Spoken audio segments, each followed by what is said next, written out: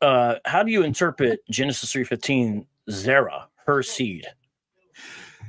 In Genesis 3 and 15, when it says his seed and her seed, is just saying his child and her child.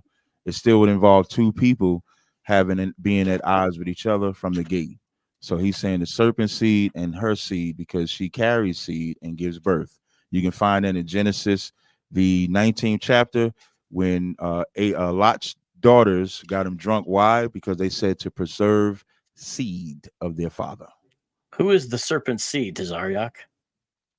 When? The serpent seed of Genesis 3:15. Who is it? That would be you. you know my genealogy by looking at me? No, that's just what I'm going with. I got you. You know, I knew you were going to answer that, but I want to have some fun here. He uses a verb that means to become rather than be born.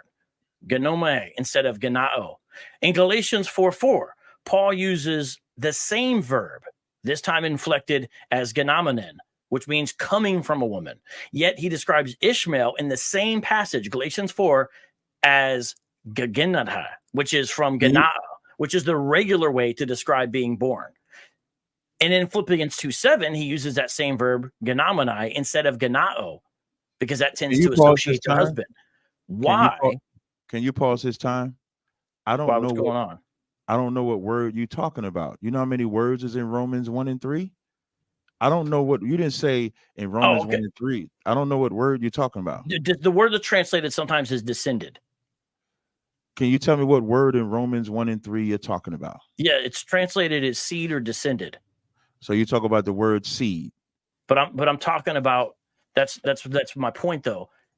Do you no, have, I just want to make I want to look in the Blue Letter Bible, it'll show you what word it is. Listen, what it says is genomene. Huh? The only reason I'm asking is so that when you go to these different verses, I can look for the same word. That's all I'm asking.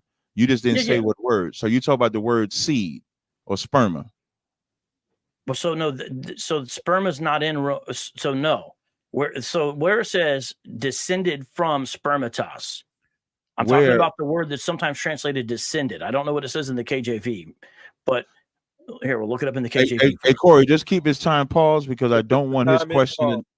Right, and I don't want your question to not be answered. When I read Romans 1 and 3, it says concerning his son Jesus Christ, our Lord, which was made of the seed of David according to the flesh. I don't know what version you're reading, but I need to go to the correct word because when I go to what I thought you said was seed, that word is sperma from what I'm reading. So if it's a different word, you have to tell me what word so I can properly answer your question. You're right. I like that. Thank you for clarifying. I know you do. That's good. No, that's Look, good. I pause your time and everything because you need as much help as you can get. I appreciate that. Now, to be fair to myself, I thought you would be up on game and know which word I was talking about. It's made. I didn't say spermatos, so I'm clearly not talking about that. It's made. Word? Well, it's made in English, translated KJV, which was made. That's the word I'm asking about. For the record, when I said seed, you said yes.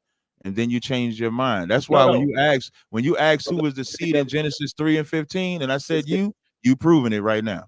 That's